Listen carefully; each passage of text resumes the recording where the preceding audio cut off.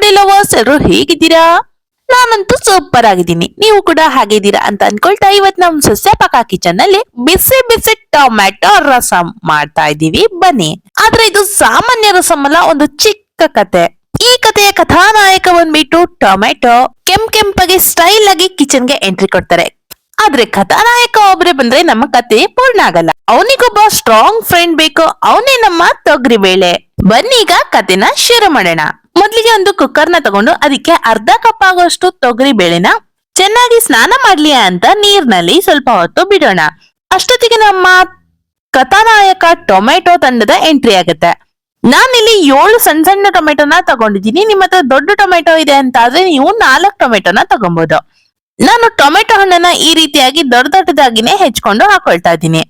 ಎಲ್ಲಾ ಟೊಮೆಟೊಗೂ ಕೂಡ ಇದೇ ರೀತಿಯಾಗಿ ಹೆಚ್ಕೊಂಡು ತೊಗರಿ ಬೇಳೆ ಒಟ್ಟಿಗೆ ಸ್ನಾನ ಮಾಡೋದಕ್ಕೆ ಇದಕ್ಕೆ ಕಳ್ಸಿದೀನಿ. ಜೊತೆಗೆ ಬಾಡಿ ವಾಶ್ ಇರ್ಲಿಲ್ಲ ಅನ್ಕೊಂಡು ಎಣ್ಣೆನ ಕಳ್ಸಿದ್ದೆ. ಕಲ್ಲರ್ ಆಗ್ಬೇಕಲ್ವಾ ಅಂತ ಹೇಳ್ಕೊಂಡು ಅರ್ಶಿನ ಪುಡಿನ ಕೂಡ ಹಾಕೊಂಡು ಇವಾಗ ಈ ಕಥಾನಾಯಕ ಮತ್ತೆ ಅವ್ರ ಸ್ನೇಹಿತರು ಕುಕ್ಕರ್ ನಲ್ಲಿ ಚೆನ್ನಾಗಿ ಬೇಯಲಿ ಅಂತ ಹೇಳ್ಕೊಂಡು ಕುಕ್ಕರ್ ನಲ್ಲಿ ಕ್ಲೋಸ್ ಮಾಡಿ 5 ವಿಷಲ್ ನ ಕೂಗ್ಸ್ಕೊಂಡು ತಂದಿದ್ದೀನಿ.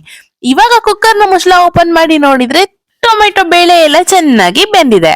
ಈಗ ಒಂದು ಸ್ಮ್ಯಾಶರ್ ನ ತಗೊಂಡು ಚೆನ್ನಾಗಿ ಸ್ಮ್ಯಾಶ್ ಮಾಡ್ಕೊಬೇಕು.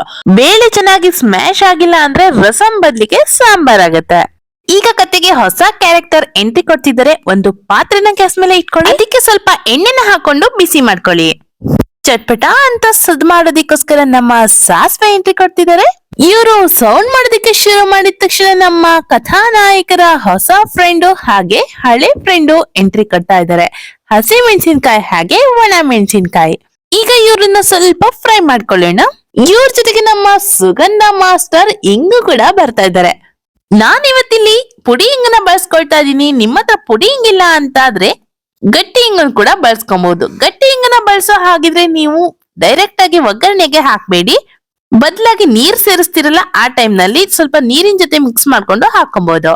ಈಗ ನಾವು ಕಥಾನಾಯಕ ತಂಡನ ರೆಡಿ ಮಾಡಿ ಇಟ್ಕೊಂಡಲ್ಲ, ಸ್ಮ್ಯಾಶ್ ಮಾಡಿ ಅವ್ರನ್ನ ಕೂಡ ಇದ್ರೊಳಗೆ ಸೇರಿಸ್ಕೊಳ್ತಾ ಇದೀವಿ.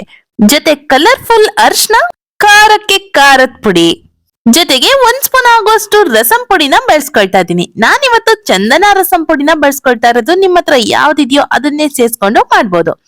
ಇವಾಗ ಮೂರನ್ನು ಒಟ್ಟಿಗೆ ಮಿಕ್ಸ್ ಮಾಡ್ಕೊಂಡ್ಬಿಟ್ಟು ಚೆನ್ನಾಗಿ ಒಂದು ಕುದಿ ಬರೋದಿಕ್ಕೆ ಬಿಡ್ಬೇಕು.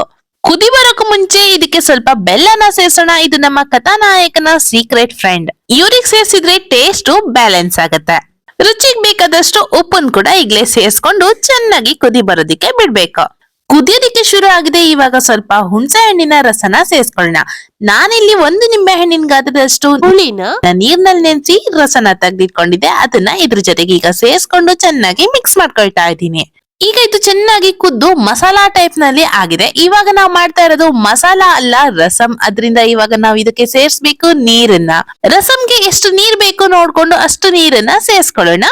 ನೋಡಿ, ನಾನಿಲ್ಲಿ ಇವಾಗ ಇಷ್ಟು ತೆಳ್ಳಗೆ ಮಾಡ್ಕೊಂಡಿದ್ದೀನಿ. ಇವಾಗ ಇದು ಚೆನ್ನಾಗಿ ಒಂದು ಕುದಿ ಬರ್ಲಿ.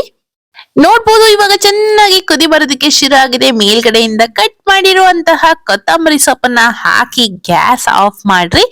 ಬಿಸಿ ಬಿಸಿ ಅನ್ನದ ಜೊತೆಗೆ ಬಿಸಿ ಬಿಸಿ ರಸಂನ ಹಾಕೊಂಡು ತಿಂತಾ ಇದ್ರೆ ಅದ್ರ ಮಜಾನೇ ಬೇರೆ.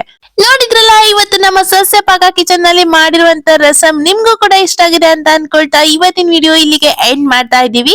ಇದೇ ರೀತಿಯಾದಂತ ಟೇಸ್ಟಿ ಸಿಂಪಲ್ ರೆಸಿಪಿ ಬೇಕು ಅಂದ್ರೆ ನಮ್ ಚಾನೆಲ್ಗೆ ನೀವು ಕೂಡ ಸಬ್ಸ್ಕ್ರೈಬ್ ಆಗ್ರಿ.